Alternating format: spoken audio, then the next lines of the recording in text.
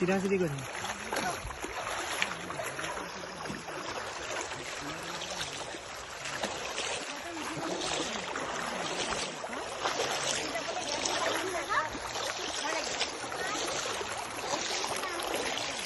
এয়া বগলীৰ বুকুত ডাম্বুকৰ পৰা আহি একেদিনাই আন এটা বনভোজৰ সোৱাদ লৈছিলোঁ।